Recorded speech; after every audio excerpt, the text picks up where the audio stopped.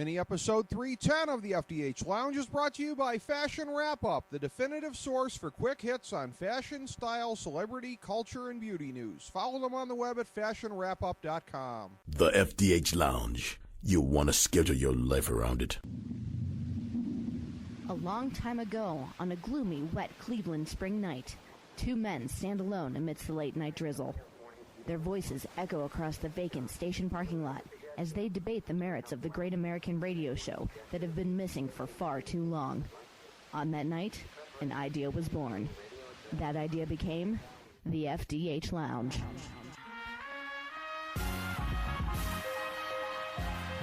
Welcome to the FDH Lounge. Okay, folks, welcome to FDH Lounge mini episode number 310. It's football season. That means it's I, Rick Morris, along here with Kyle Ross, your FDH Lounge dignitaries breaking down NFL Week 3. Oh, yeah, this time here again in person doing it, which is always a lot of fun. Kyle, how you doing, man? Great, and again, in person. You know, it's fun to do this. You know, it's with it being football season, it's always a busy, midweek for me. But the decision was very easy, between adding to my already busy schedule or getting more time to myself. It's always a very easy choice, So it's a pleasure to be in your humble abode here, and I'm looking forward to it. Not my favorite card this week, but last week was good, and hopefully we can build off that. Yeah, it was. For me, it was good, wasn't it, girlfriend? Yeah. Yeah, pretty much. You were 3-1 on your recommended plays last week, and that's why, again, people should stick to your recommended plays. 3-4-1 overall, so stick to the recommended ones, folks. 4-3 on the season, 5-7-1 overall. At 4-3, I mean, neither one of us is doing our best work, and that's a real understatement, especially in my case. And you're still profitable. I mean, how scary is it going to be when you really get going? That 1-2 first week. Yeah, we had two teams leading at the half, blew it in the second. But yeah, last week strong 3-1 week, and I'm, the Seattle one was big. Yeah. Cincinnati almost got backdoored. There's nothing worse than almost getting backdoored on the Monday night game. Oh, yeah. I was so angry at the end of that game. I couldn't sleep for an hour because I got so fired up on the last drive. As for me, I am in a historically bad run here. 5-10-1 last week, 11-19-2 overall. 0-3 on my big three last week, and 0-6 for the season. 0-1 obviously on my lock, 0-2 on the locks for the season. This is bringing me back to my best friend in the late 90s. There was a year when Tony Grossi, then of the Cleveland Plain Dealer, had he had like a 40% year, and my best friend made a mint going against him. And like every Sunday he'd crack open the paper, and like every game was a play against Tony Grossi, and he cleaned up. I am that so far. By the way, if you don't pick it up here, I'm going to have Mike Lombardi trade you. We're going to have much more about that yet to come, ladies and gentlemen. We're going to have much more. But yeah, and my only loss last week, by the way, Jacksonville, proving that no matter how many points there, although this week that'll be put to the test, how many points is it safe to take with Jacksonville? But they still should have covered that game, held the Raiders to 19 points. Absolutely. We're a touchdown away from covering. Tennessee should have won the game outright against Houston. That was my other recommended play. So, yeah, 3-1, and I'm feeling good going into this week. You should be. I don't have as many recommended plays this week. Okay. Just a spoiler alert. I'm only going with 2. Well, and the way that it goes here, because of when we get this up with our taping schedule here, this won't be up in time for the Thursday night game. Although, again, as is the case every week, you can check out the FDH Lounge recommended pick and also the FantasyDraftHelp.com fantasy plays at the FDH Lounge Twitter account, twitter.com/the FDH Lounge. Philadelphia at home laying 3.5 to KC. It started at 5. I would take the points in this one. Like I said, it's going to be too late by the time you'll hear this. You'll know whether it won or it lost. I'm saying Kansas City, just for the record, as I also have up on Twitter. Because it's one of many coin flip games for me. The smart money seemed to be going that way, I thought. It is in the hook, as you know. last week, my God. That 1 o'clock time slot, it seemed like every game was decided by a couple points and came down to the final possession. So, if you can get the 3.5 still, I know in some places it was down to 3 at some points, but you should be able to get 3.5 if you have multiple books. So, the hook always can come in handy. But, this is a must-win game for the Eagles. Yeah. I'm passing on this game for the record. Okay. But it's a must-win game for the Eagles. I'll tell you why. Obviously, there's a situation with the former coach coming to town, and that puts a lot of pressure on the current regime. Right. Chip Kelly in particular. Also, the Eagles have 3 road games coming up. I believe it's Denver, the Giants, and a Tampa Bay team, which admittedly is not living up to preseason expectations. But still, That's a tough stretch. Eagles, you won't believe, have lost 7 straight at home, Okay. 0-8 against the number their last 8 home games. You'd like to think that comes to an end, but again, laying the points, I'm a little leery. The case for the Eagles would be that I don't think the Chiefs have the offense to keep pace if Chip Kelly's offense is going at full speed. Right. I mean, last week, certainly there can be debate over, did he leave too much time? I mean, obviously, there's really no debate. He did leave too much time on the clock for San Diego to come down and kick the game-winning field goal. But that offense put up 30 points in only 20 minutes time of possession. That's pretty astounding. So people who are, all down on Chip Kelly, I think, cool it a little bit. Right. Personally, I kind of root for the Eagles a little bit, but I'm passing on this one. It's close. I'll tell you what. I looked at the Chiefs' schedule. They're going to be the top wild card in the AFC, win or lose here. This is a much more important game to the Eagles. If the Eagles lose this game here, it's going to be a severe hit on their chances of winning what looks like a weak NFC East. The Chiefs, even if they lose here, Andy Reid will probably feel bad, but I'm telling you, even if they lose this game, this team can easily win 10 games. That schedule, folks, take a look at it. It is not challenging. I agree with all of that, and I understand as a conciliatory pregame gesture, Chip Kelly will be giving a cheesesteak milkshake to Andy Reid. Oh, okay, gotcha. Okay, gotcha. Yeah. But another thing, too, Kansas City, what they've been doing, Alex Smith, we all agreed, while he's not, Andrew Luck, he's not Aaron Rodgers, he would solidify that quarterback position after the hideous duo of Matt Castle and Brady Quinn last year in Kansas City.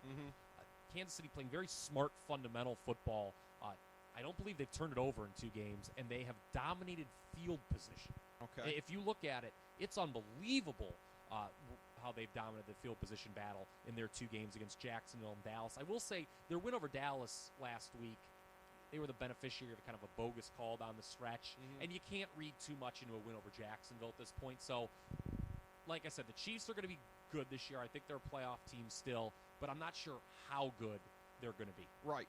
So, So that was a long soliloquy, just trying to give you something for a game that I'm not really too interested in. Okay. Playing. All right.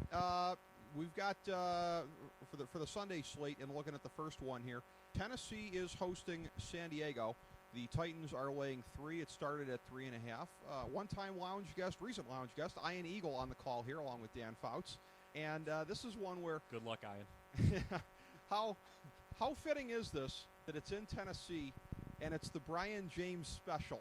Because I am going to be making a rare road dog pick here in this one. I'm saying I like the points. I'll take San Diego with the 3. Spoiler alert, not many dogs that I'm taking this week. Very few under the circumstances. But I will in this one. I think San Diego can go in and win this one outright when you look at the fact that, again, Tennessee is going to force San Diego to stop their running attack, and that may be a little bit easier said than done. But I think Tennessee is going to have a harder time in the end stopping the San Diego passing attack. I'll take the 3 points in the Chargers. As you know, I'm a chicken and don't pick every game. Okay. And this is another one I'll be passing on, and I'll tell you why. Before the year started, I had these teams both coming in this game at 0-2. Because I didn't like either of these teams really coming to the year. They're both 1-1, obviously. And both should probably be 2-0, Ricky. Right. They're both surprises. Both blew late leads, in San Diego's case, a large lead to the Houston Texans. So both teams, Tennessee was covering wire to wire. That was one of our my winners last week. Them plus the big number. They were never out of the money in that game against Houston. So I don't feel I have a good read on either of these teams. I feel they're both exceeding my expectations at one point. If you like San Diego, you can hang your hat on this. 21-3 against the number against AFC South teams. Wow. And to break it down even further, you'll love this one, Ricky. I know you're a big history guy. Since the Houston Oilers became the Tennessee Titans, they are 0-8 all-time against the San Diego Chargers. Wow. So not a lot of strong history on Tennessee's side there. But at the same time, this is San Diego playing second straight week out east, and they won the previous game. That makes me leery. So all those factors combined, no thank you on this game. That's almost spooky that there's that level of domination that San Diego's had over the Titans, because this is the same week, and we'll talk about this later on, Washington playing Detroit. That's one of the more historic streaks in the NFL. Sure. Washington historically has dominated the Lions. And this is like a mini version of that. Yeah, a lot. It's and obviously because San Diego's a traditional franchise, the original AFL team, but Tennessee, no, not a lot of But again, national interest there. Oilers, I mean, that's a rivalry Sure, that goes back to the beginning. AFL, yeah, and I mean, it was probably a lot more competitive when they were the Houston Oilers. But still, I'm the kind of guy who usually likes to bet against those historic dominance. But sometimes there's those situations, obviously living in Cleveland, Steelers, Browns, Yes. Browns, Ravens, where just one team owns the team. Patriots, Bills is another one. So I'm just too leery of this matchup. I feel both of these teams are exceeding my expectations. I will say this. Whoever wins this game, who do they play next week? The game's next Why week. do I have a baseball game up on my screen right now for tomorrow? I'll pull it up for you. Chargers have got Dallas at home. Very interesting. At home, okay. And the Titans have got the Jets at home. You'd much rather be the Titans in that scenario. Ooh, both teams at home. Whoever wins this game, bet against them next week, I think. I can't see either of these teams going to 3-1. Even the Titans against the Jets? Really? I mean, they'll be favored again, probably. Okay. I'm not saying the Jets will come in and all win. right. So but you're saying take the points. Okay. Because one of these teams is going to be 3-0 against the number. All right. Well, And I don't think either of these teams are playoff teams. Okay. But one of them is going to be like that. And quite frankly, if you look at the recent history of these teams, this is what they've done. Be that ugly 7-9, 8-8. It's like Right. at the end of the year, you're like, God, how did this team stay competitive? Well, and here's a famous example from the Morris School of Segways, talking about teams that shouldn't be 3-0, but one of them's going to be. It's going to be the New England Patriots coming out of this one here. The Patriots at 2-0. They are hosting Tampa Bay 0-2.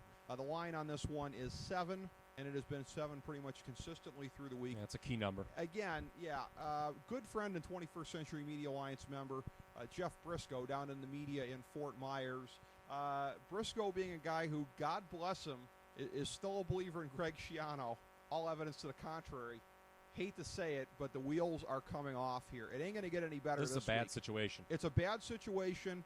The Patriots are vulnerable. I talked about last year that I think it was when the Eagles were 2-1. I said they were probably the worst 3-1. They were 3-1, and you ripped them. They only won one game the rest of the year. Worst 3-1 team of all time. The Patriots don't have that run ahead of them just because of their schedule, but they're one of the worst 2-0 teams we've seen in a long time, and they're going to be probably the worst 3-0 team we've ever seen. Patriots will win this game. I got them covering the 7. Here's the thing. I would be inclined to take the points in this matchup normally. Tampa Bay should probably be 2-0. They lost week 1 with the really stupid defensive penalty against Geno Smith when the Levante David hit Geno Smith out of bounds, putting the Jets in field goal range. Jets steal that game 18-17. Last week, they again lose on a last-second field goal, 16-14, after their own kicker. I turned off. They missed a field goal late, right, Tampa Bay? Allowing New Orleans to come down and hit the winning field goal. It's interesting. I thought Tampa Bay would be in some higher scoring games this year. I mean, you're looking at they've lost 18-17 and 16-14. At the same time, you've got the Patriots, who beat the Jets pretty ugly last week, and they beat the Bills even uglier the week before that. I mean, look, to your point, look at the two teams the Patriots have beaten. Yeah. Buffalo and the Jets, the two also-rans in their division. Yeah. So they've beaten them by a combined 5 points. You could clearly make the case that the Patriots could be easily 0-2 had they not played kind of two inept franchises, and the Bucs could be 2-0 had they themselves not been inept. But I'm not taking the points. I'm staying away because what you brought up, it is a toxic situation in Tampa Bay. I want to we'll talk about Carolina later. They play the Giants this week. There's some really interesting corollaries between the Bucs and the Panthers, who I think a lot of people had as two of the trendy dark horses in the NFC. But also two enigmas. Yes. Now, the NFC South, we talked about this when we previewed the division before the year, was the, I think, only division, maybe outside the NFC East, even though I don't think anyone was picking the Eagles to win the division beforehand, where a case was being made for all 4 teams to win the division in the NFC South. I had read in various places all 4 of those teams being advocated to win the division. Right. And the reason I didn't go with Carolina or Tampa Bay to make the playoffs, I had them kind of like in that 7-9, 8-8 range, was because of kind of what I viewed as a fundamental problem in the organization that I thought, okay, there's still a lot of talent here, but I can't overlook this. And we're seeing those fundamental problems in both franchises come to roost. Yes. It's the coach-quarterback situation with both. With Tampa Bay, with Carolina, we'll get to this, I think most of it's on the coach. I might be in the minority on that, but I think most of the blame in Carolina lies with Ron Rivera, not Cam Newton. Here in Tampa Bay, look, I realize the Rats are jumping off the Greg Schiano ship, and there is a ship, by the way, in Tampa Bay. Yes, How ironic. there is. Yeah, good call. But Josh Freeman's not very good, is he? No, he's so yeah. I mean, although I gotta say, it's funny. I think you much more so than me kind of roll your eyes a lot of these like ESPN let's create controversy stories. Yeah, exactly. But I loved the one where did Greg Schiano rig the voting of the team captain for Tampa Bay? Come on, that's great. He probably did. If he did or not, that's just not a good sign. No. And then Revis came out this week and said, like, I don't like this Greg Schiano. Yeah. So his new coach. Yeah, who's been his coach for 2 weeks. Yes. So it just does not look good for Tampa Bay. I'll say this with Tampa Bay and Carolina. We're going to get into a team much closer to home, as Grand Funk Railroad once sang. Yes. There's my Chris Berman impersonation of the week. When you look at these two teams, Tampa Bay, Carolina, it's not going to be a good year. One of them, I'm not advocating tanking, but I think these teams are not going to live up to even mediocrity this year. Right. Whoever makes the right decision going forward, I think both these teams have a great chance to be good next year, is what I'm going to say. I'm not saying you should just give up and tank on this year already, but I think that, and Carolina's probably easier because I think the problem is clear, but Tampa Bay can be good. I just don't see it happening with this mess going on right now. They both have pretty good nuclei in terms of players, and neither one of them is a wasteland, but all I can say about that, I described them both, I think, accurately as enigmas. All I can say is this, though. Jeff Hardy might be from Carolina, but the Panthers are not a charismatic enigma. No, they're not. No, they're not. They're not. So, all right, I like New England. You're saying lay off of this one. Next up, one of the marquee games of the weekend, which ain't saying much because it's not a great slate of games, but this one's going to be pretty doggone good. A rematch from the playoffs from recent years. Houston is at Baltimore. Houston is laying 2.5 points up from 1 at the outset. Greg Gumbel, Dan Deerdorf, the CBS B team is on this one, so it shows you they're taking it pretty seriously, as they should. This is going to be one of the better matchups CBS is going to have the next couple of weeks. And looking at this, you got some skill position players banged up on both sides. Yeah. Andre Johnson not likely to go for the Texans. Ray Rice, however, not likely to go for Baltimore, and you got to think that's a much bigger blow for them just because, again, Baltimore's so kind of bereft already on offense in terms of skill position players. Houston's still going to be able to bang it with Arian Foster, which you've got to figure they're going to do. Do you like DeAndre? I have DeAndre Hopkins on my bench. Do you like him as a fan? I don't know if I can go with him as a fan. I think if you're call. weak at receiver, I think he's worth a look as a fantasy good call. starter He's this year. one of my fantasy recommendations for this week. You're right about that. He won the game for him last week. Yes. So yes, this is going to be this is a statement game, and this is a pick that I have to make if I'm going to be intellectually honest, because Houston's my pick to come out of the AFC this year. I see them growing sufficiently, rounding into form. This is a game you win along the way if you're going to become the AFC champions. I have Houston covering the 2.5 points on the road at Baltimore. Not quite road favorite Ricky because it's not one of my 3 plays, but road favorite Ricky does live on in terms of making this one of my plays outside the big 3. I gotta say though, about your Houston Texans, a shaky 2-0 to say the least. I mean, if you're going to criticize New England, much like Obama's Syria policy, no style points, Kyle Ross. Here we go. Here we go. That was wonderful how you worked that in. When you went to style points, I had to go there. Okay. But, I mean, they easily could be 0-2, Houston. Sure. And against 2 teams that like we talked about, I don't have a lot of affinity for, San Diego and Tennessee. They didn't cover the spread in both games. They're laying points on the road to a Baltimore team that should have major revenge on its mind. A lot of people don't remember this because the Ravens obviously just got hot at the end and won the Super Bowl. Their worst loss last year, Baltimore, at Houston, 43-13 last year. They got killed in that game. I watched it in a bar in Ann Arbor. I know one of your favorite places in America. They were down 29-3 at the half. They were outgained, something like 420 to 176 is what my numbers are showing. So Houston's proven they can do that to them. They've proven they can lay it on them. Yeah. Albeit, as you said, that was in Houston. That was in Houston. Initially, I kind of liked the Ravens here, but the Rice injury has me laying off. Yeah. Okay. So again, not to be a weenie, I just like to stick with the recommended plays. I'll say Houston has covered 8 straight games where the line is 3 points or less. Okay. So maybe you shouldn't be afraid of swallowing the points here. It is less than 3. It will clearly not go larger than 3. If Baltimore does get Rice, though, I think they might be worth a look. Okay. I know Baltimore was an ugly win last week against Cleveland at home, Right. 14-6. They trailed that game 6-0 at half. Right. And then, obviously, it's going to be kind of hard to wash away that stench of the second half against Denver. True where dat. this retooled defense was just shredded. Yep. And Matt Schaub is certainly a bigger threat than your boy Brandon Weeden. So, yeah. But you don't know Andre Johnson for Houston either. So, Right. I don't know right now. All right. Well, that's going to be an interesting game, very consequential in the AFC because these are two teams that should either make the playoffs or be in the picture the whole year. Yeah, I mean, the AFC, the bottom of the AFC is still pretty weak. Yeah. Houston, I still think wins the division. Yes. Baltimore in the mix for the second wild card. Yeah. I'll say that. That sounds about right. They look like about a wild card team as it stands now. Two teams hoping to at least be in the wild card hunt in the NFC. This is a very interesting game. The 1-1 Rams at the 1-1 Cowboys. Four-time lounge guest Kenny Albert on the call with Daryl Moose Johnston and Tony Siragusa for Fox, 1 o'clock Eastern Time Sunday. Cowpokes laying 4.5 at home, opened at 4. In looking at this one, this is another one again. I would lay the points. I think that, which may sound a little contradictory because I do have St. Louis making it as a wild card over the Cowboys in a tiebreaker at the end of the year. Are you going to get off that pick, by the way? Not yet. Not yet. So this is a little contradictory because they would have a harder time winning a tiebreaker over the Cowboys if they lose the head-to-head. Granted, Yeah. I have a number of teams at 9 and 7, so there's still ways to get from here to there.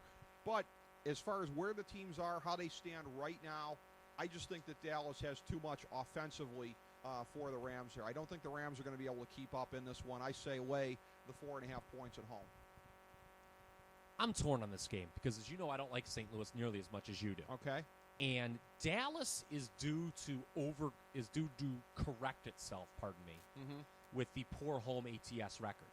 We talked about that going into the Giants game in Week 1. I liked the Giants in that game. Shame on me. But the more I think about it, you have a Dallas team only 3-11 laying points in Jerry World the last 3 seasons. That's probably due to correct itself, but I have and every Dallas game is close at home, though. Isn't every game since this stadium is open, there's been some wacky play that's determined out, whether it's, Des Bryant, was he in or out, or some wacky Romo interception, or a crazy penalty. And I was reading, as I often do during the week, just to try to find out some angles and systems. Home underdogs. Pardon me. Underdogs. Okay. Not necessarily home underdogs. But underdogs that are 0-2 against the spread in Week 3 cover over 60% of the time. Wow. So this is one of those ones where I'm with you. I think Dallas wins the game, but Jason Garrett's still the head coach. Bill Callahan's still the offensive coordinator, and I'm a little leery in laying more than a field goal in a game that's probably going to be close. Okay. All right. That should be a interesting mix of styles there. Again, it'll be fascinating to see if St. Louis can keep up with Dallas. St. Louis, kind of a misleading final last week. Yeah. It says they lost 31-24 at Atlanta. Right. But they were down big the whole game. I mean, things did not go well for them in the first half. I think there was an interception return for the Falcons, if I remember correctly. Right. And it was just pretty ugly. The Rams are not a team, although they almost did kind of come back there through the back door, that aren't really built to come from behind. I still have questions about that offense, although Tavon Austin is showing a little something so far, which has got to be encouraging. Yeah, a little bit of a surprise to me. We'll see if he can keep that up. The next one here, an explosive offense against the team that you really can't put too much faith and hope in at this point in time. The 1-1 Cardinals at the 2-0 Saints, who have been rolling along pretty good, albeit a close loss. They almost dumped the Tampa Bay last week, but they kept it going. They screwed me by not covering in this one here. This game at the Mercedes-Benz Superdome, of course, as we get the reference in for you, the reference in for me. Past lounge guest Sam Rosen on the call with Heath Evans and Molly McGrath for Fox, 1 o'clock Eastern Time Sunday. And looking at this one here, New Orleans is laying 7.5. It's down from 9 at the open. Nevertheless, again, I still like the Saints in this one. I don't think that the Cardinals can keep up, particularly now Larry Fitzgerald. And injuries are really going to be the story of this week, quite frankly, in determining a lot of these matchups. A lot of key players are dinged, may or may not go. Don't look for Fitzgerald in this one from everything that I can see.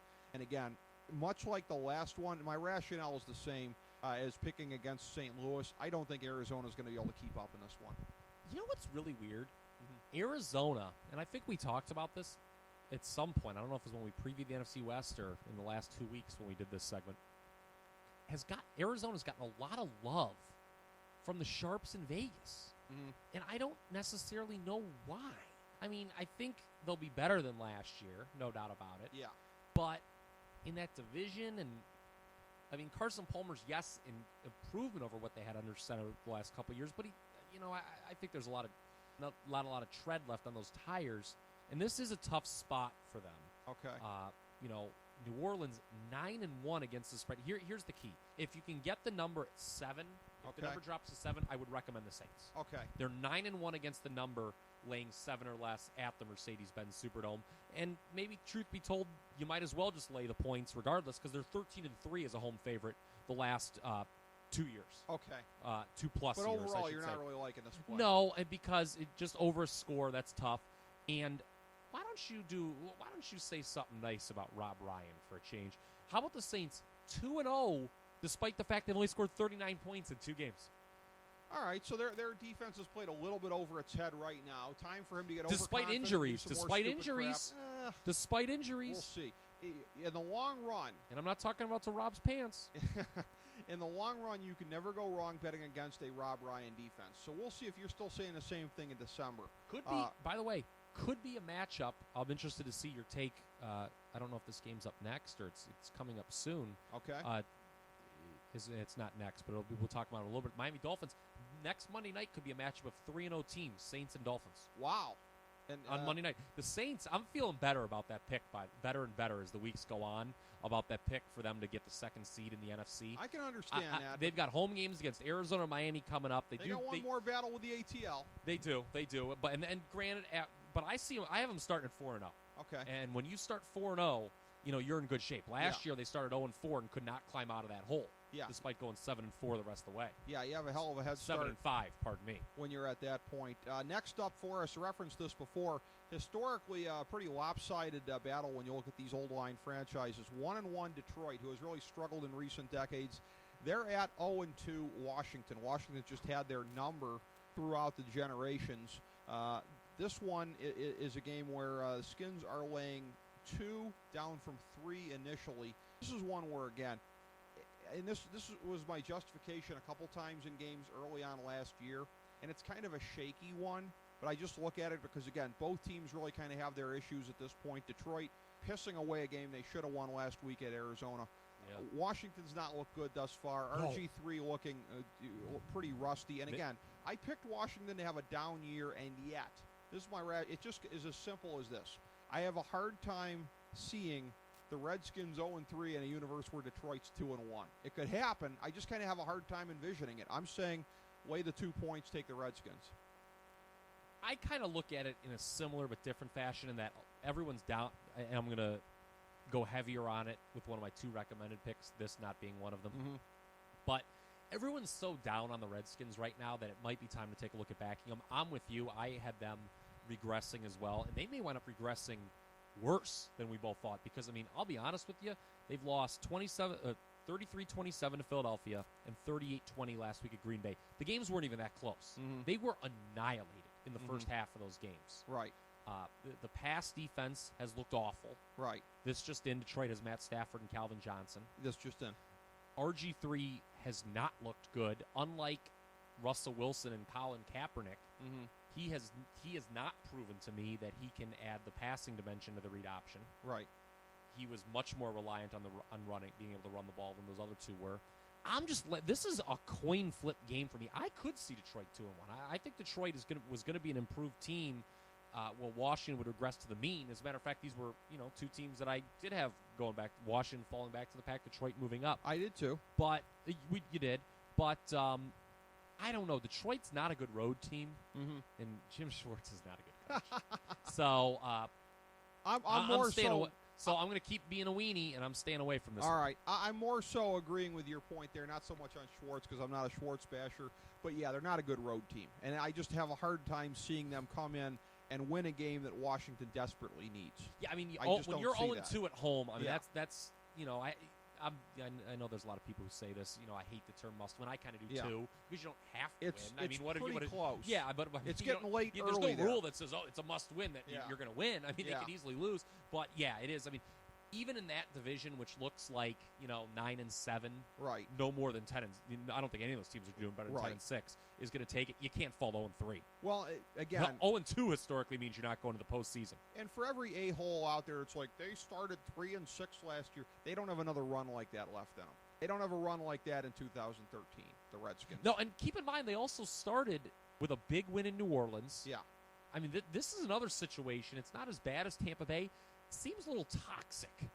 Mike Shanahan, I looked at him on the sidelines in that first Monday night game. He looked like he was about 2 steps away from retirement. The thing of it is that it's a bad situation in terms of, because we've talked about this with Indianapolis and expecting regression from them this year. If that happens, it's not going to be the end of the world. In D.C., where you're supposed to take the next step forward and at least make the NFC Championship game, what everyone with clear eyes is seeing about regression there is just not acceptable. So you're in a situation where the team should regress, and everyone's going to be like, OMG, you're not moving forward. Yeah, I'm the same way. I thought the expectation, because RG3 is an exciting player, he gets a lot of coverage. There were people, a lot of right-minded thinking people, like you and I, who were out there saying, I don't think Washington's be that good. And there was like what? Washington? They have RG3. Haven't you heard of him? And it's like, guys, they were 3-6 at one point last year. Right. RG3, he has not played a game since getting injured against Seattle in the playoffs. Right. You don't know. They overachieved last year. Historically, they jumped up from 4 wins to 10 wins last year. Historically, when that happens, you win less games the next year. I'm not saying that RG3's career's over, that it was stupid to trade up to get him, okay? I'm somewhere in the middle. I'm saying this is probably going to be a down year. Just buckle up, and next year, hopefully, you'll be better. Exactly. Because this division, long term, I don't see any team that's like, whoa, look out, this team is going to dominate the NFC East for the next 3 years. It's going to be a grab bag every year for the next decade. I mean, you talk about Philadelphia. You mentioned off air, they're boom or bust with Chip Kelly. The Giants, they're just kind of the portrait of consistency, but that consistency is usually pretty mediocre and inconsistent. Yeah. They're inconsistently consistent. Yes. That they either play awesome or terrible Yes. and wind up 8-8 or 9-7 every year. Have not had a losing record since 2004, by the way. Right.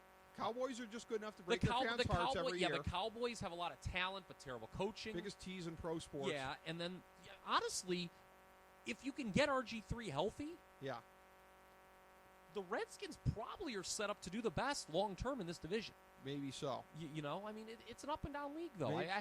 If Washington does not make the playoffs, which I know you and I both don't think they will, there should not be an overreaction here whatsoever. No, there shouldn't. There absolutely should not. It's funny we talk about the setup of the NFC East. When our next matchup we're going to be talking about here, we got 2 teams that I think are set up to be the leading teams in their division for the next at least minimum 2-3 years. The 1-1 Packers are at the 1-1 Bengals. This is the lead game on Fox as Buck and Aikman are on the call. I'm excited to watch this game. The lovely Pam Oliver apparently still at home with the concussion issue here, so best of luck to her. Was that Roger Goodell issue that she's not allowed to come back to the sideline? Yeah, was the dictator doing some of his work there? Yes, Okay. it was. And if he's keeping Pam Oliver off our screens, boo to him.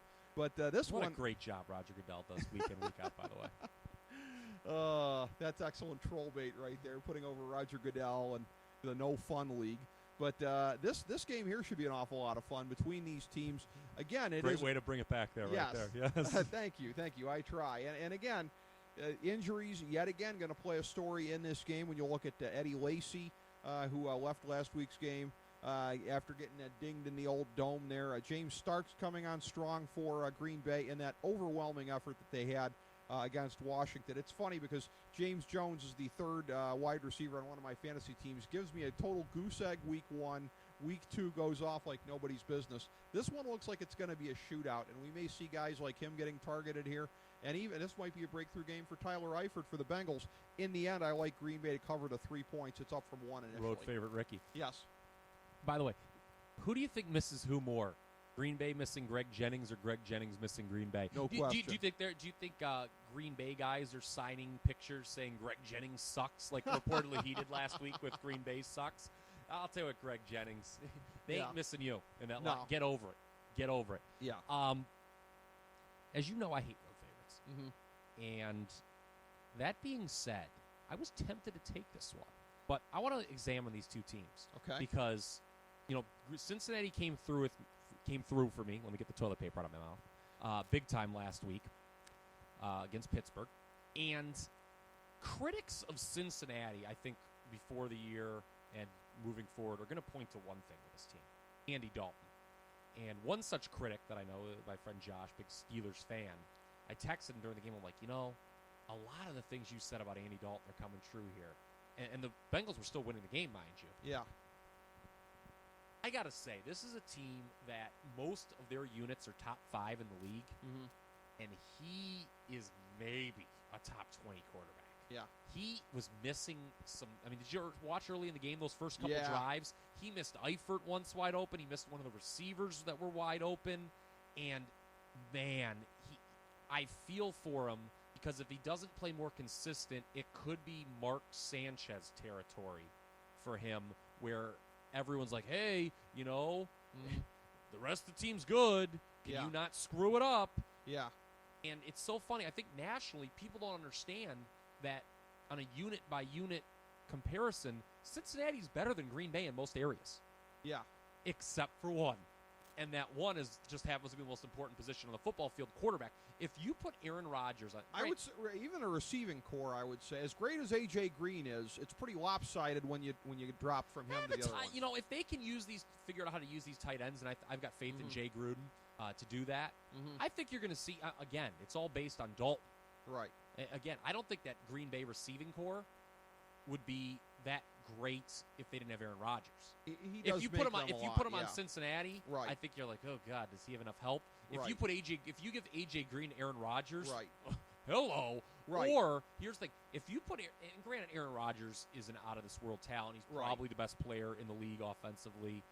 If you put Aaron Rodgers on Cincinnati, that's a team that probably goes 15-1 and romps through the AFC. Including Peyton Manning. Oh, you're right about that. You're right, and again, and with the receiving core, a lot of it has to do with the fact that they are playing with him because he, like Tom Brady in years previous, kind of doing the Ric Flair carry job with what he has to work with there. So he really elevates the guys that he has. Dalton doesn't elevate anybody at this point. No, he's got to kind of maintain it, and I'm just worried.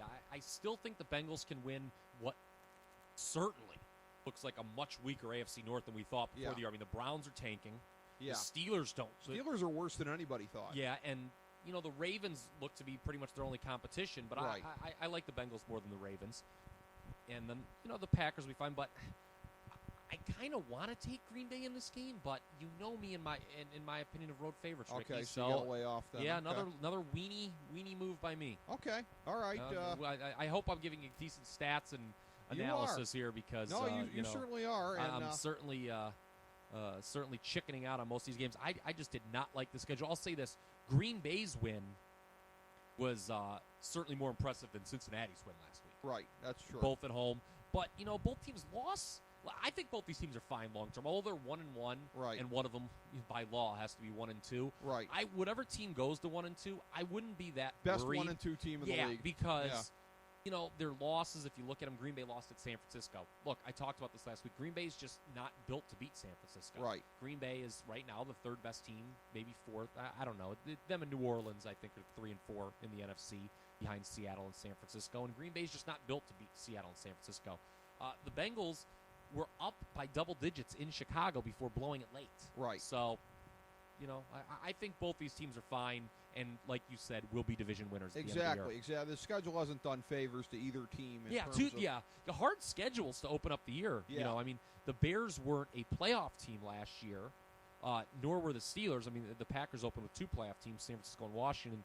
The Bengals, Chicago, and Pittsburgh. Both those teams were close last year. And the NFC is much better than the AFC. Yes. So if you're going to play a team of about an equivalent record in the NFC, then you should not be Okay, yeah, so expected to Green win Bay, in their stadium. Green Bay's had the harder schedule. Yeah, I'll give you Yeah. that. Yeah, but I'm just saying with the Bengals should not be expected to win in Chicago, notwithstanding the fact they were a playoff team and the Bears weren't. You're right. You're Bears right. were a 10-6 Yeah, team. you're right. You should not be expected to go in their Same crib and record beat as the them. Bengals. Yes, exactly. There should not be the expectation of that. Again, we'll see if the fan base of the losing team is as reasonable as we are, even though we're not emotionally invested in it. Something tells me they won't be as reasonable as we are, and will be down on their 1 and 2 team. They should be. But such is life. Yes. Be reasonable. Yes, be Green Bay reasonable, and people. Cincinnati. Exactly. That's what we always preach on this show. A nice surprise in the next game here. My Dolphins, my 1A team, are 2-0. They are hosting the 1-1. Two Atlanta road wins, Falcons. too. Yeah. Road win Miami for road favorite Ricky. 1-1 Falcons, the visiting team here. Miami, it's very interesting as far as the odds makers and respect and all of that. Miami opens as a pick'em, and it jumps up to 2 through the course of the week here. Yeah, but you know what? The early money, I read an early article Mm-hmm. that came out on Monday. The early money came in, though, on Atlanta, Oh, okay. despite the line move. So it's very interesting. The early money reportedly, and I mean, I'm not, running, I don't have the handle in front of me here Okay. from the, from the win or anything like that. But the early money did come in on Atlanta, reportedly. And You know what? You just changed my entire pick then, because I was only going to go this way because I thought the smart money was going towards my Dolphins. If that's the case, I'll take Atlanta getting the 2 points on the road. They're the better team anyways, in my estimation. they are, but if Kansas City, look, coming into the year, you and I both agreed on the 4 division winners in the AFC, and they were the obvious picks: New England, Cincinnati, Houston, Denver. Yeah. We agreed that the wild cards would be totally up for grabs and would be probably 2 pretty mediocre teams that got them. Right. Kansas City, to me, granted it's week 2 and there's 14. Every team's got 14 more to play. Right. It's actually week 3. Every team's played 2 games. Kansas City looks to me to be a wild card team, based on kind of what I've seen and the schedule. Honestly, right now, if you put me on the spot and said who's the other one, I would say Miami, and I think they can win this game, Ricky. Yeah. I will tell you this: history does not back them up. You talk about the 2 road wins to open the year. Miami 0-8 against the number off back-to-back road wins, going all the way back to '92. So history not on their side, but I don't know. Atlanta outdoors, I don't like Atlanta as much as you do, and I'm just going to lay away. I do agree that Atlanta's probably the better team, but I could see them losing this game and then coming back strong next week with a home win over New England. Okay. I could see that scenario definitely unfolding. And then they've got home games against the Jets and Tampa Bay after that. Right. So, I mean, 3 games in their building where they don't lose a lot under Mike Smith. Even if the Falcons lose this game, they'll be okay. They're going to be a fringe play. Both these teams are going to be in the wild card hunt down to the end. It'll be interesting to see. I just don't know. And then Miami, like I said earlier, has potentially a huge matchup on Monday night in New Orleans, what could be battle 3-0 teams. On a bad slate of games, this stands out as one of the better ones. This and Green Bay and Cincinnati are kind of the 2 I'm most interested to look at. And history can really not on Miami's side, by the way. They have lost all 3 times they have hosted Atlanta since '92. Okay. These teams, obviously, when you're dealing with a non-conference game and going back that far, massive changes in personnel. I mean, you're talking about Chris Chandler, Mike Vick, and now Matt Ryan. I mean, there's a lot of history. I mean, 92, you're going back to Dan Marino. Thank you for making the concession from history that I've never heard from Mark Lawrence as he makes his picks. Oh, I like that. Yes. A little dig there. Atlanta, by the way, 5-0-1 overall in the 6 Yes. games they've played since Miami, since 1992. So it'll be interesting. Miami's shocked me last week beating Indianapolis. We go from a really good game on the slate. Yeah. Just one more note on the Miami-Indianapolis game. Miami's up 24-20 late. Indianapolis has the ball. It's in Indianapolis. Didn't you just think, it's going to be vintage luck, era Colts. They're going to come down and score a touchdown at the end. Yes, I did, Michael Cole. And steal the game late. And they didn't do it. So check mark to Miami. The Cleveland win, whatever. We're learning rapidly that Cleveland is fairly terrible. And by fairly terrible, I mean atrocious. And 2 teams that we consider to be fairly interchangeable going into week 1. Yeah, and remember I said that? I'm like, I have these teams rated the same. Yeah. Let me rip up those ratings because they're not the same. Miami's significantly better than Cleveland.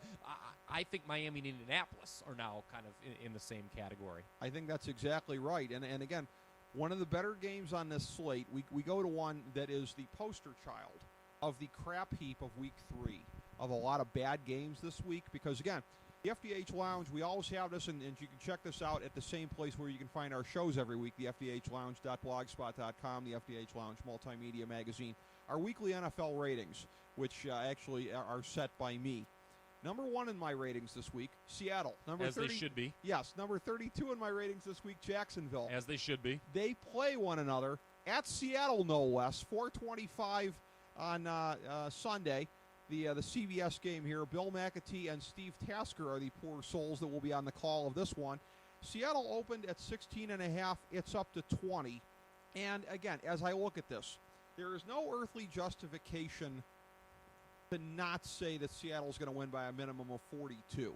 Having said that, I'm going to defer to the historical record on this. And again, when you look at it, at the very least, and as bad as Jacksonville's run defense has been, their pass defense has been fairly respectable. I can see them doing enough. I talk about bad teams here and what they do. I used this in reference to the Browns last year. Something that's come out of my fantasy football league, one of my leagues, where folks make reference to a penis-punching team that just does enough to kind of like whatever to annoy you by holding down the other team enough. That's what I see here with Jacksonville. There is no justification on God's green earth to say that they will lose by less than 42, and yet I will take the 20 in this one with Jacksonville. Even though Pete Carroll is a classless enough individual to want to get 80 points on them if he can, I'm just going to defer to the history on this one. Teams that are getting in the ballpark of 3 touchdowns almost never cover. I don't see why this would be any different. Let's put some things in perspective here. Yes. Because going into the week, particularly, this line came out in the neighborhood of like 16.5, 17 before Seattle beat San Francisco. Okay. When they beat them in the manner they did, 29-3, big winner for yours truly last week, I was like, this line can go to 20, and it wasted little time in doing so. It's a letdown game, too. It's a good point. It is. It's a letdown game. That's a great – that was one of the points I was going to make. I don't have to make it anymore. But let's put things in perspective. Okay. This is the not good part for Jacksonville. Jacksonville scored 11 points in 2 games. Seattle's allowed just 10 points in 2 games. As you mentioned, this is the best versus the worst team in the league. I think everyone – look, I had Seattle number 1 coming into the year. They're my Super Bowl pick. So I think I had them, too. Okay.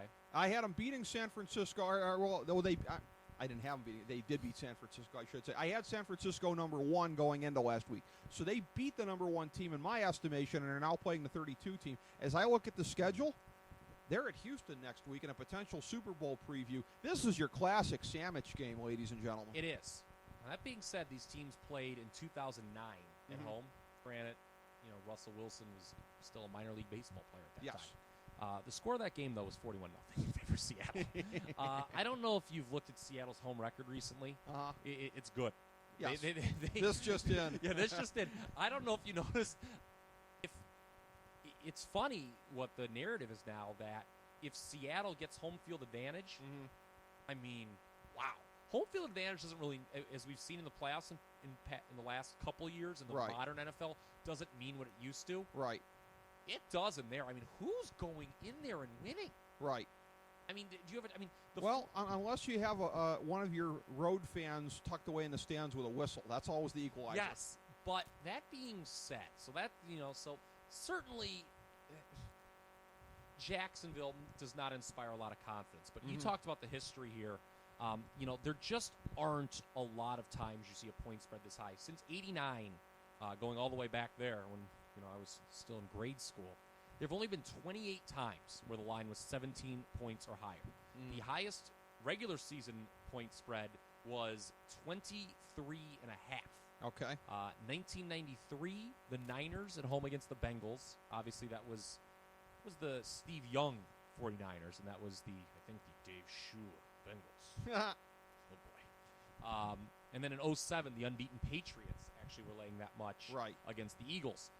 The last time we saw a favor of 20 or more was just 2 years ago. Indianapolis covered against New England. Okay. That was the year that Indianapolis did not have Peyton Manning or Andrew Luck. They had Curtis Painter, which was certainly a downgrade at the quarterback position. Yeah, looking at their last 15 years. Painter, I barely know her. Yeah,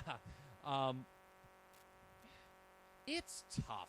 You cannot play this game, can you? Because if you play Jacksonville, I wouldn't recommend watching it. It's a hold your nose and just hope Seattle doesn't try. Because here's the problem. how's Jacksonville going to score? Unless if Seattle's, like, falling asleep. Josh Scobie hitting, like, 4 55-yard field goals. I mean, I told a buddy this. You know, I told, I was at a bachelor party last weekend, and somehow fantasy football came up, and a guy's like, should I start Anquan Bolden? And the guy's like, oh, did you see him live? And this other guy from across the room, he'll remain nameless. I've mocked him in the past before, and we'll continue to mock him again. He's like, oh, did you see what he did last week? How can you not start Anquan Bolden? I'm like, dude, he's going to be covered by Richard Sherman. Yeah. He did nothing. Like, Richard Sherman, I think, is better than Darrelle Revis at this point, right? He may be. I mean, and plus, I like some of his theatrics off the field. You know me. So you gotta stay away. By the way, historically speaking, those 28 favorites of 17 points or more, 7-21 against the number. 1-8 last 9. I said to you off air, and we've already stipulated this. You're saying stay away, but somebody puts a gun to your head. Oh, you go in my direction. No, okay.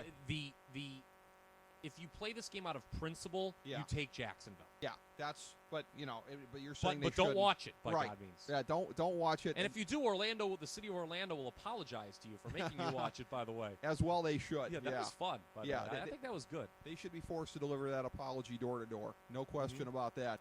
Next up here in the AFC East, two teams at 1-1, both somewhat kind of surprisingly at 1-1. The 1-1 Bills at the 1-1 Jets, and a 4:25 game at MetLife Stadium. Albert and Gannon on the call for this one. Jets laying 2.5. It's up from 1 at the outset on this one. And again, just because my sense that the smart money was going towards the Jets, I guess I'm just kind of leaning in that direction. I don't have much to really kind of point me in either direction. I'm more impressed, I think, as most people are, with the offense that the Bills have right about now, with what E.J. Manuel is doing.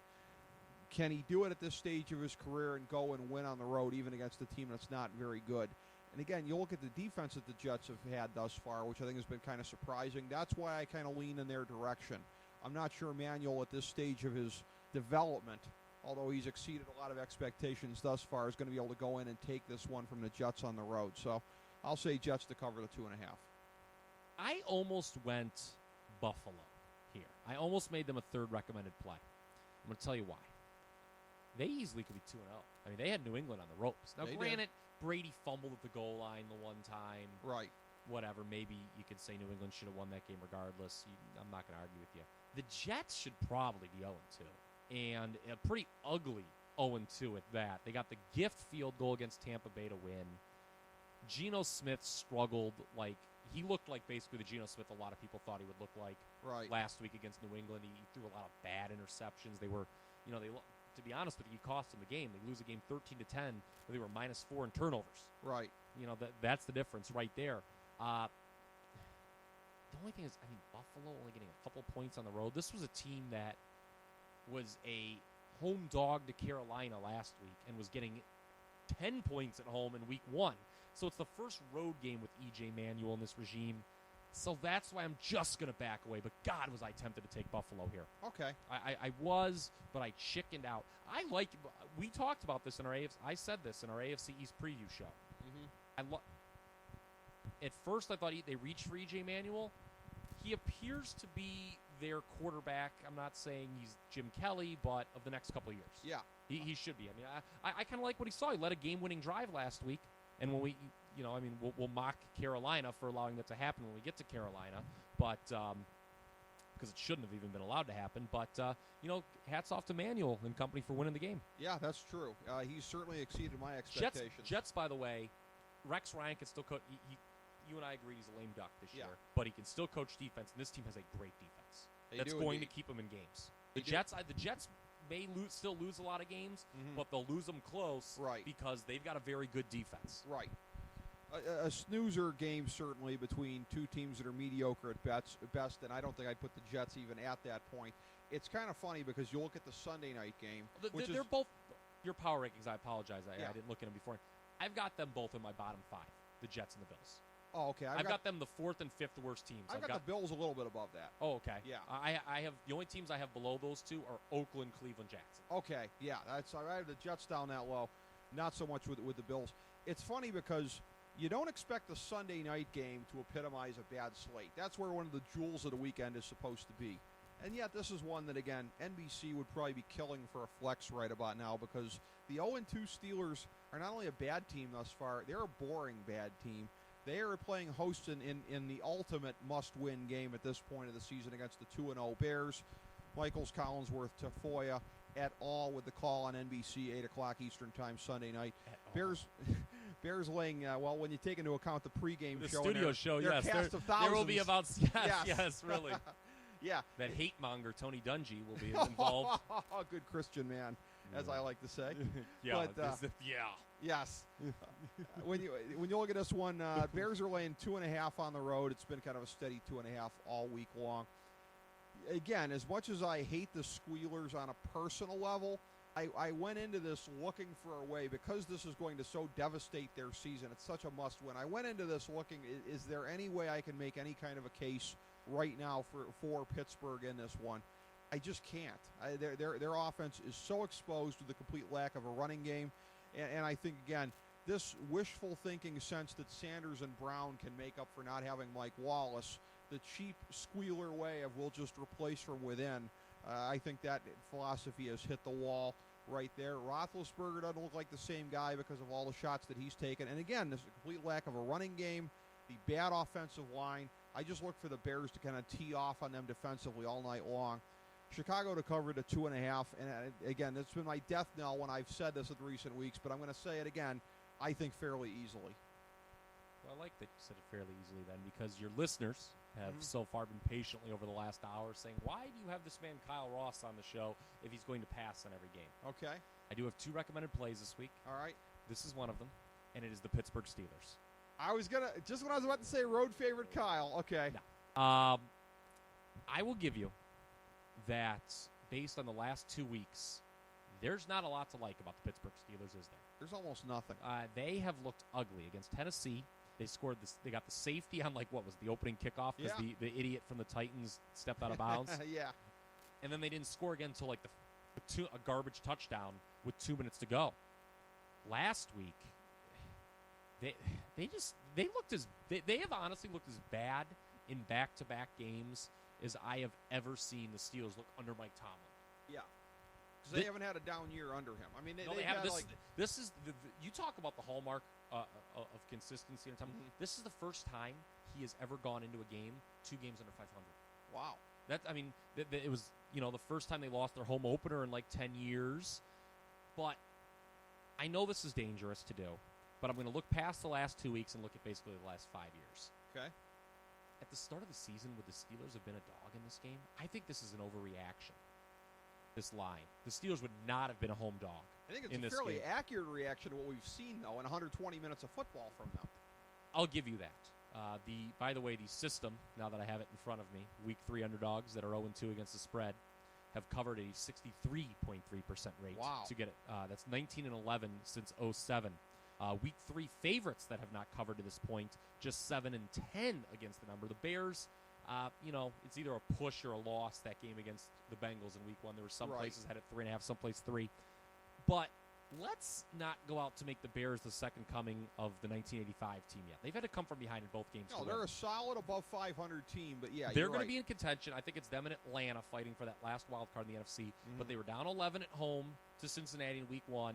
And they were tooth and nail needing the touchdown pass from Jay Cutler with 10 seconds to go to beat Minnesota, who I know neither you nor I have a lot of affinity for. That's true. This year. I just think this is a circle the wagons performance by the Steelers. Are they going to lose back-to-back primetime games? I mean, I guess they could. There's no rule that says they can't. But I just think there's some value here with the Steelers. I agree that... this is a team who I'm kind of amending. I'm downgrading them for the season. I said before the year, it didn't feel great, but history suggests they'll win a game or 2 more than they did last year and make the playoffs. Okay. Kind of downgrading them on that. I don't think they're going to make the playoffs, but I do think they win Sunday night. Pittsburgh Steelers, my first of 2 recommended plays this week. Let me just draw you out a little bit on this. The Steelers in their first 2 games, time of possession average, 25-12.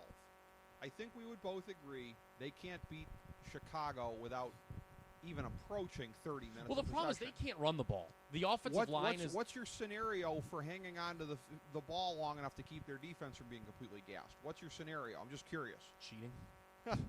Jay Cutler turning the ball over. Well, the whole team does take HDH, so that now you got that. Come on, that's uncalled for and unfounded. But I just think, honestly, like I said, there's nothing that's happened in the last 2 games Okay.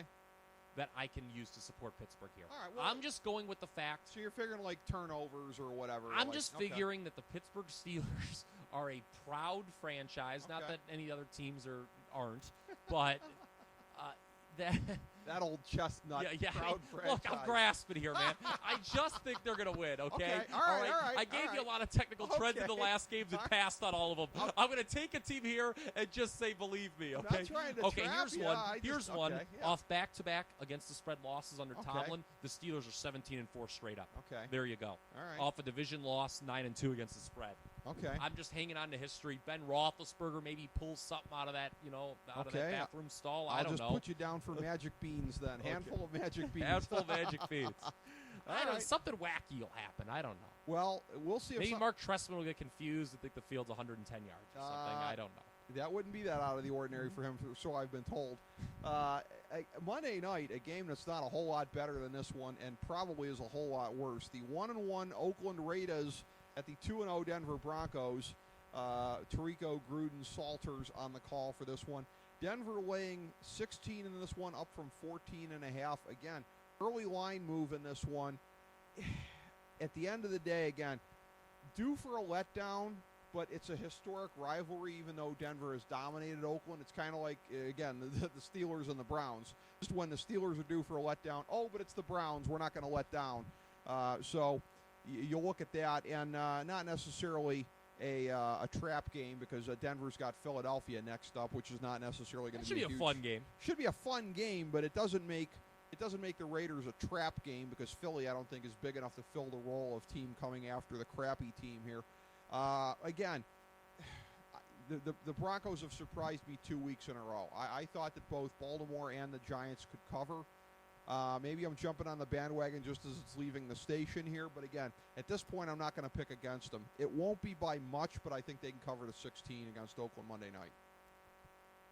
Oakland seems a little better than advertised. Sure. You remember, it was kind of funny that everyone's like, oh, doesn't it Well, I seem read funny? nothing into them beating Jacksonville like they did last week. I read no, nothing I mean, it was a into 19. Janikowski had 4 field goals. It was good Yeah. for my fantasy team, but that. Yeah, and they hung tough. They hung tough with Indy, who doesn't blow anyone out. right. So it's funny though that every year there's always, oh, this is the worst team. This team stinks, and that team, while never being great, always kind of just overperforms expectations. Well, remember even I kind of admitted it when I said 5-11 for the Raiders. Right. We were both like, ooh, that seems pretty optimistic. Yeah.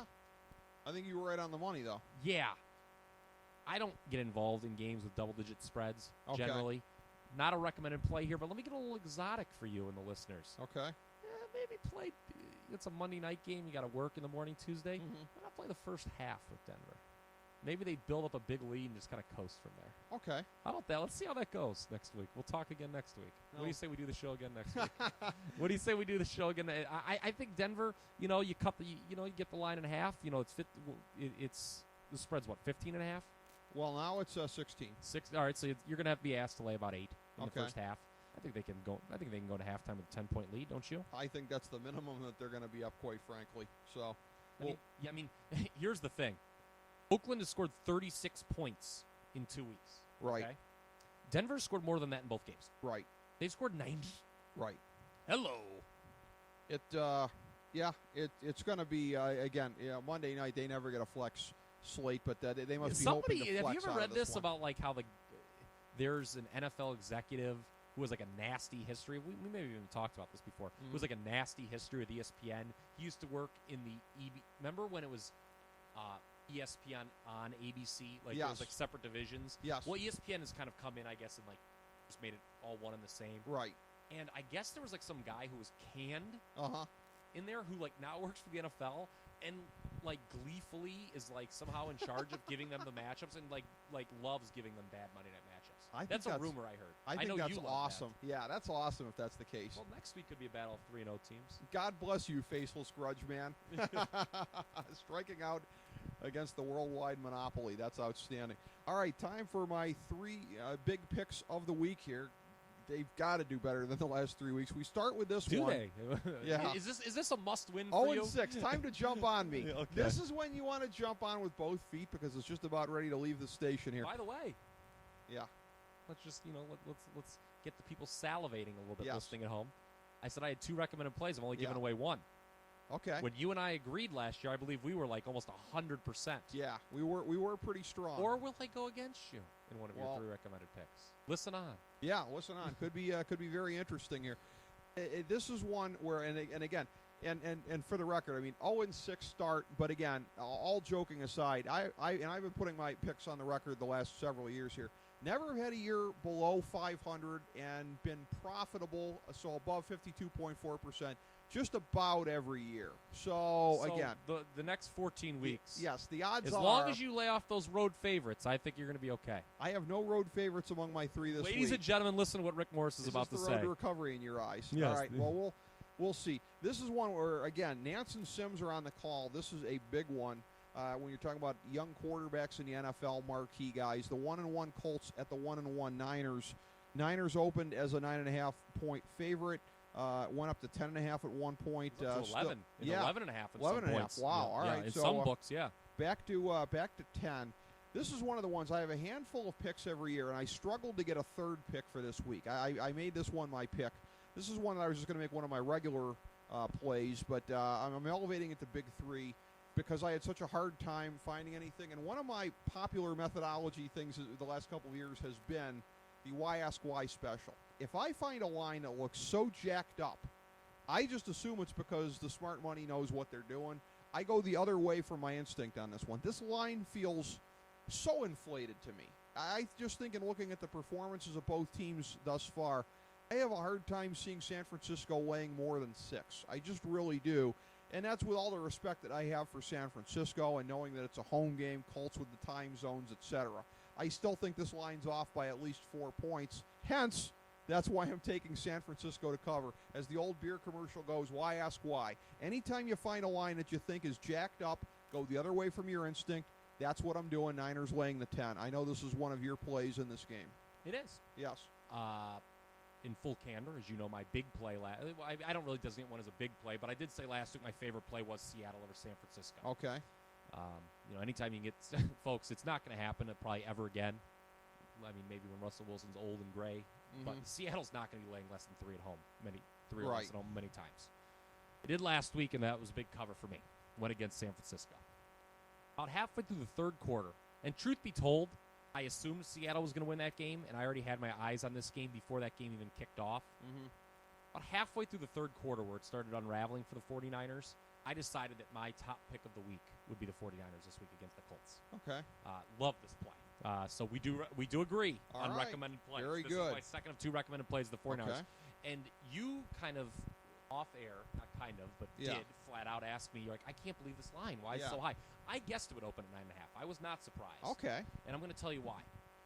There is a stat that I teased. I didn't give it to you off air, but I kind of alluded to what it would be, and it's Jim Harbaugh off a loss. Okay. The Niners are 7-0 in his tenure off a loss. They have never lost back-to-back games. 5-2 against the number, but the average win has come by almost 17 points per game. Oh, wow. Okay. So that's one thing. 2, I'm a guy who, East Coast, if you're road favorite Ricky, I'm East Coast skill position Kyle. You always talk about the glamour part of the game. You want to get down in the trenches here? I'll roll my sleeves up and get dirty on a rare occasion here. Okay. This is a disastrous matchup for Indianapolis. Before this whole Trent Richardson, we haven't even mentioned this, but I know we're going to get to that in a little bit. The whole Trent Richardson thing. I think he's a non-factor this week, by the way. Right. I mean, just came into town. Can't just airlift him in. Great run defense he's going against. I don't care what the numbers have been so far for San Francisco. Right. They're still a premier run defense. But the Colts' biggest issue in the last year plus has been protecting Andrew Luck. They gave up 41 sacks last year. Right. And the 49ers, this just didn't get to the quarterback very well. They still got to Russell Wilson a lot last week. Right. I think the 2 Smiths, Alden and Justin, have a field day here. I think Andrew Luck plays his worst game as a pro Sunday. Wow. I'm calling for. I think the Niners, and I'll be honest with you, I texted you last night and said when the Richardson trade went down, I'm like, damn it, this ruined my top pick this week. I'm not going to let that ruin anything for me. I think the Niners tap to the Colts this week at home. I don't think this one's close. I think they win by about 3 touchdowns. All right. I think they're going to cover this one with room to spare. We agree on the outcome. At least concede to me, though, as far as my confusion on this. It's rare, is it not? You have a 10-point the Colts spread have with. overachieved, But, though. I mean, know that. They're a pretty good team. Okay, they're not worse, or at least markedly worse than an 8-8 team. Well, here's the thing: when the line, you have to remember that the line is not necessarily. It usually is. It's not necessarily a reflection of how much better one team is than the other team. But it's an attempt to draw even money on both sides. But here's the thing: hold on. The Indianapolis, people think they're better than they are. You're undermining your own point. The perception of Indy is better than the actual team, Kyle. You're undermining your point. No, I'll tell you why. Okay. I'll say what. The odds makers know, the folks like myself know that with us, we would want to play San Francisco in this game. Truth be told, I knew the line was going to be high, and I even though with this Richardson deal and the line going above 10, I still want to play it. Okay. They had to make the line maybe a little bit to what the more casual observer would think is pretty high to attract some Indianapolis money, because I think the Sharps are going to be all over San Francisco here. I could be wrong. Wouldn't the public, though, with their money, be a lot on Indianapolis? That's what kind of. Yeah, that's why I think there's that. How they not? But how has the public not bet this down to like 8 or 8.5? Keep in mind they may have, but the big money could be. Again, it could be. I mean, remember, it takes a lot of $50 bets to even out one guy. Laying a couple Remember. Yeah, exactly. Okay. So that's what I think this is. And I like that it's kind of come down from its high point. I'm telling you, folks, you're going to want to get on this. Okay. I think it's going to go lower too. Okay. Especially if Richardson plays. All right. He's not going to be able to protect Andrew Luck. No. The 49ers, look, they've played 2 bad games in the last year. Both of them were in Seattle. Right. I mean, can you imagine if, well, I guess we'll find out what happens when Jacksonville goes there this week. But can you imagine if, the Browns went to play that game in Seattle last week? Seattle could literally name their score. Yeah, they'd still be scoring on the Browns. Yeah, I mean, it was just San Francisco, in my power rankings this week, they dropped 1 spot because it lost. They dropped from 2 to 3. Right. Denver moved up to 2. Okay. So that's all. I mean, they lost on the road at the best home team in the league. I put no stock in that loss. The 49ers are still an 11 or 12 win team. Okay. And with the Richardson deal, it's very interesting because the Colts were a team that you and I both said regress. Every metric suggests they regress this year, that they would miss the playoffs. It's going to be interesting to see how the Richardson thing stunts that. But that's kind of my point, though, is that Indianapolis, they're a smart mark pick to regress, but the general public, OMG, Andrew Luck in his second year. The general public thinks they're better than they are. Yes, they were 11-5. What are you talking about, Kyle? Yeah, the analytics people are definitely more down on the Colts than the general public. And that was There's kind of no my doubt point. about it. I was just surprised because would you not concede No, at the if this very line least? was lower, Generally, if a this team line that's was getting lower, all the big money would just they would get. If this line was like you said, what'd you say, 6, 6.5? Yeah. The big money would they couldn't get enough $50 bettors to offset what would happen. It just. And that's the point of equilibrium is just what surprised me because, again, generally speaking, and there's exceptions to every rule, and this just looks to me to be the exception to the rule. Generally speaking, if you're getting double-digit points, you suck. That seems to be a kind of general rule of thumb in the league. I think that's the that's the percent. Or if you're laying them, you're really good. San Francisco is, but especially coming off the game there, and I understand people are expecting them to pretty much puke blood all over Indianapolis, and that's fine. I understand that, but that's. It'll be interesting. Maybe I'm completely wrong, but this was a game halfway through last week I had circled. Yeah. So I'm sticking with it. I'm agreeing trade with or you no on trade. the pick, and historically, this is now our 3rd year doing the show together. It's meant pretty good business if you and I are coalescing on something here. Doesn't happen often. Doesn't happen happen often like 5 times a year. Yeah, if that. It's pretty rare. It's funny, we talked about this before. Somebody is going to be the best 0-3 team in the league. It could be the Giants. It certainly wouldn't be the Panthers if they lost. Two teams without a win between them are meeting at Bank of America Stadium Sunday, 1 o'clock in Charlotte. Tom Brenneman, Brian Billick, and the lovely Tandora Oakman on the call for this one. The game is a pick'em. Carolina started by laying the 3 It's a points. good number. Yeah, it looked. My sense was that the Sharps were betting the Giants strong, and it seemed to me to be smart money. You've kind of trained me on like how to look for that on this one here. Again, I just have a hard time picturing the Giants being 0-3, and particularly being 0-3 at the expense of the Panthers. If they can keep from, again, what they've been doing has largely been a lot of their own stupidity with the turnovers, things that are correctable. They've shown they can move the ball up and down the field. They can get things done here. A smooth game from the Giants, which they haven't put up yet, but this might not be close. I mean, if the Giants play to capabilities, they can go in there and win this one solidly. I think it'll be narrow, but in a way that just makes my point all the more so because Carolina's brutal in narrow games. In a pick'em, Yes. I like the Giants on the road. Yes. And, I mean, what is that record? I've heard it all week, and now I don't have it in front of me.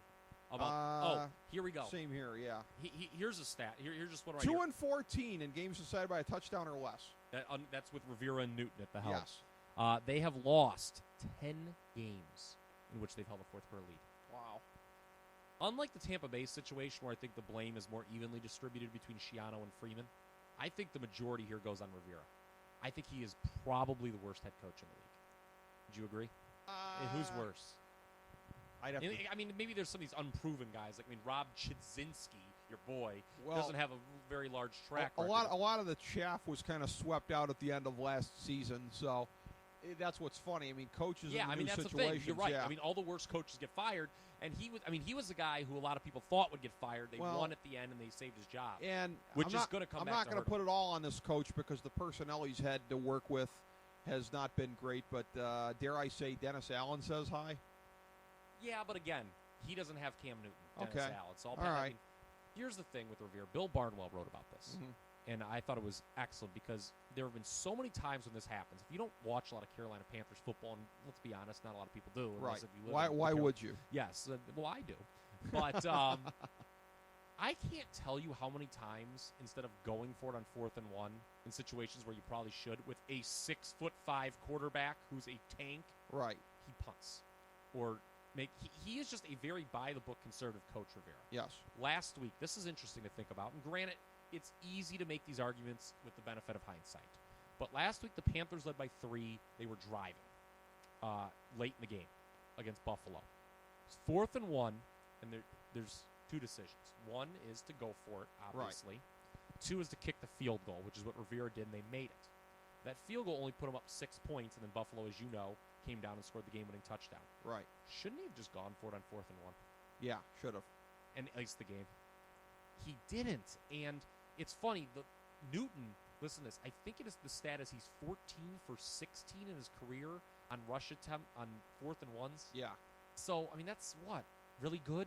I don't have my calculator in front of me, but that's really 80 good. 80+%. Yeah.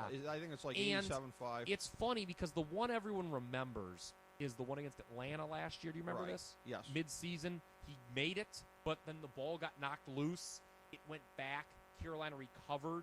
Right. And they didn't get the first down, but they kept possession. And then Rivera, that was on a 3rd down. Yeah. And then Rivera punted the ball. Matt Ryan came down and led him to a game-winning field goal. Yeah. The other thing here, too, when we're looking at the turnovers, as much as I, half-jokingly said about myself before, I'm 0-6 on my big 3 plays, jump on me now. The concept of progression to the mean, regression to the mean, we talk about it more so in other sports because the NFL with a 16-game schedule, the sample size is much, much smaller. But it still holds, and here's what I want to tell you about that in looking at this here, that the Giants are on pace to have 80 turnovers this year, which would shatter the NFL record. So if you look at it in terms of 80 turnovers is not good.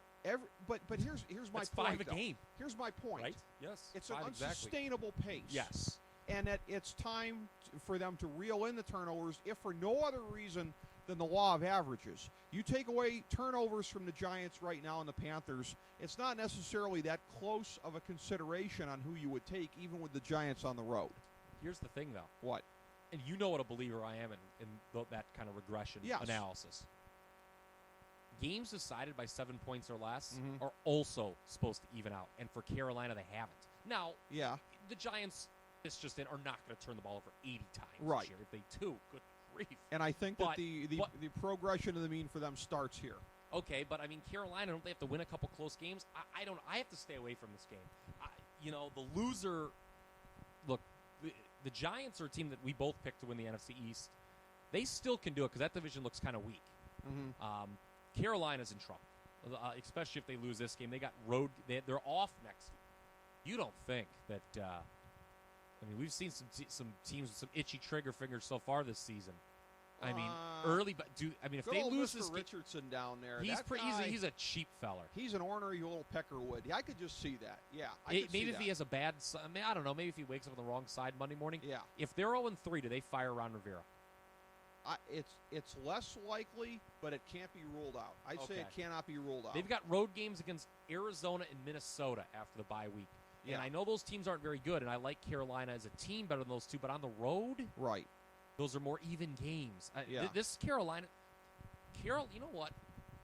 If Carolina finishes really bad, gets a good draft pick, and fires their coach, I can see them being really good next year. They could be. A quick turnaround. We always talk about those teams. There's that rule of 8. Generally, where they're on average, there's 8 teams per year who see their win total fluctuate by 4 games. Carolina's a team that I can see underperforming this year and then inflating their win total by 4 next year. It's so funny you say that because as we segue to the last game, a team that we can safely bet will not be such a team because they never are. My Cleveland Browns, 0-2 presently, going to the 0-2 Vikings here. Again, a Vikings team that's not great, that has regressed as you and I have expected. But again, if you're comparing 0-2 teams, there really is no point of comparison between the two of them. How often is Christian Ponder the best quarterback in the game? Yeah, and you could do that looking probably at a couple of different positions here. The Vikings opening as 3.5-point favorites. The Sharps jumped on that with both feet. No, that was not. Believe it or not. It was somewhat early. They started it, though, didn't they? They started it. It did go from 3. This is critical with this line movement because I talked to somebody yesterday about this. They messaged me. They did jump on it to a point. That's what I meant. It went from 3.5 to 4.5 pretty quickly. That's what I was looking at. Everything after 4.5 is public money because the Browns have and from here on out, this line I expect to fly. And it's up to 7. Yeah. 7 and counting, really, at this moment. Exactly. Because the third-string quarterback and now the trade of Richardson, that's if the public if the odds makers, let's get this right here, truly view these moves that the Browns have made, and we'll get into them here in a minute, as horribly as the Browns fans do, they would have taken the game off the board and reposted with a different line. They didn't do that. Okay. Just so you know, that's a buddy of mine yesterday, he messaged me. He's like, "Hey, this Hoyer thing, what did it do to the line?" I'm like, honestly, it was nothing really. Because not to be mean-spirited, but this terrible Cleveland Browns team with Brian Hoyer, a quarterback, isn't a ton worse than with Brandon Weeden. Right. I know Browns fans can't understand that, but it's just the reality of the situation. It's hard to go down from there, and having watched these games, of course, and it's. I'll grant you, it's a dangerous thing to look at something and to say it seems so obvious. But for the Browns, as battered and now dispirited as they are, since the flag has been thrown in after 2 weeks on this season, and the organization has outright announced that they intend to jockey for the number 1 overall pick to get Teddy Bridgewater next year. They're not playing even remotely for this season anymore. I say lay the 7. For my 1,000-star gold-plated lock of the millennium for NFL Week 3, this is my get well play right here. No question about it. The Minnesota Vikings to trounce the Browns on Sunday. I truly don't think it'll be close. With Ogbenaya now as your number 1 running back, Hoyer as your quarterback. You get back Josh Gordon, who has number 1 wide receiver stuff, but still, what's that going to? And Jordan Cameron, who is getting to be a very, very legitimate tight end prospect in this league. And a front 7 that can make some plays. But the Browns' only scenario in this game almost is to get a couple of pick sixes. And Chris Ponder's a guy that can furnish them to you. I would say the Bears had – I know they had won last week. Yeah. There was a lot of – in the Bears-Minnesota game last week, there was 3 non-offensive touchdowns scored. I think 2 were by the Vikings. And that's the Browns' only pathway. I'm going to say to keeping it close, not even to winning it. To me, winning this game is so remote for them. It almost, I'm not going to quite say to a Jacksonville and Seattle level because Minnesota's not nearly that good, but come on, this is their chance to get well here. I'm staying away completely because everyone's going to be against the Browns here, and I'm not saying they should be. I mean, the Browns have pretty shamelessly tanked it this year, and whether you agree with that strategy or you don't, it's just the reality of the matter that this is a team that wasn't very good to begin with, and they somehow found a way to get actually worse in the last 48 hours. There's a gleam, man. Yeah. Minnesota, they're 0-2. Even before these decisions to go with Hoyer instead of people, I don't think that don't live in Cleveland don't understand this because it's not really talked about, that the Browns skipped over Jason Campbell, who has plenty of starting experience. Right. I mean, Oakland was pretty good when he got hurt a couple years ago. Right. And they've done nothing since. And, I think he was the quarterback on a Washington team that made the playoffs. Remember the year with Joe Gibbs when, in spite of Joe Gibbs, who I don't even think still knows the rules. But, so it was interesting to go with Hoyer, as I lost my train of thought there in case you couldn't tell. It's a tank move. And it's a tank move. And then, the dealing away Richardson. Look, there's no reason to get excited about the Browns here. But I don't like the Vikings. And I don't want to lay points with the Vikings. I know they've lost 2 division road games. Last week they easily could have beaten the Bears. They were in position to. Right. But they've got the London game on deck. I don't know. I just wouldn't feel comfortable. This is a stay away game for me all the way. Okay. I can understand that. As far as it goes with these teams, again, with Hoyer, the only thing I'll say even this remotely... This is going to be a very low-scoring game. It will be. It would have been anyway. I mean, this could be really ugly. The only thing 10-0. The only thing I'll say even remotely in their defense on that one is that Campbell's ceiling is established. I think we know what Hoyer's is, but Hoyer's ceiling isn't 100% established. I agree. Like, that's the thing. For the future. That's the thing. Like, people... Look, we're going to talk about this in... if you don't care about the Cleveland Browns, folks, then maybe the next mini episode isn't for you. It's a case study of a bad team, though. Yes, here's the thing. You're right. When you talk about ceilings, I think that's so key because, the Richardson thing I can understand being a little upset about because it's such a flagrant move to say we don't care. I would say an F you to the fans. Well, yeah, but you know what? Maybe it's a wake-up call to the fans. Maybe it's saying pay attention to the Cleveland Indians who are in a playoff race. Okay? But the Hoyer thing, I lost no sleep over that. And I don't think Browns fans should have. Because Brandon Weeden, can we just be honest, is terrible. Yeah. Brandon Weeden stinks. He's dog poop. Okay, my dad, I cannot believe the venomous texts. And they're a little uncreative, too, by the third quarter. He just finds 16 different ways to call Brandon Weeden stupid. Yeah. And, I don't know Brandon Weeden, personally, so maybe he's a very intelligent guy. I don't know. But... He did not seem like a very good NFL quarterback. It's the perfect example that Browns fans are like, oh, should we keep him? Should we do this? Should we do this? I guarantee you, Brandon Weeden, when they let him go, and they're going to let him go by the end of the year, will not start for another team. No, he won't. Now, Brandon Weeden wouldn't... And he's already old. He is. Yeah, he's going to turn 30. Brandon Weeden would not get upset by your father's texts. He would only get upset if your father said that Oklahoma State was corrupt. That's apparently the only thing he cares about. Don't you say anything about my alma mater. Yes, but he didn't accept money. He was clear to accept it. Yeah. By the way, and that's a different rant for a different day. What did Oklahoma State do wrong? Unless if they enslaved these hostesses programs, which would be a problem. Wow. So college kids are doing drugs and getting it on. Wow. Well, that's a shock. I'm not thrilled about Boone Pickens and his whole wind energy boondoggle, the next Cylindra here, but that's another story for another day. Be progressive for a minute, won't you? I just had to troll you a little bit on that. Oklahoma State, I decided. Sounds like a fun. I wrote it up. It sounds like a fun time in Stillwater about 2005, huh? It does indeed. If you're a football recruit, it does indeed. If I could build a time machine and have a rocket arm. Shades of the late '80s at Oklahoma in state. Well, they didn't do anything wrong. The stories that were in the books that came out there. But so your recommended plays for this week: San Fran laying 10 at Indianapolis, and Pittsburgh getting 2.5 from the Bears. Pittsburgh Sunday night.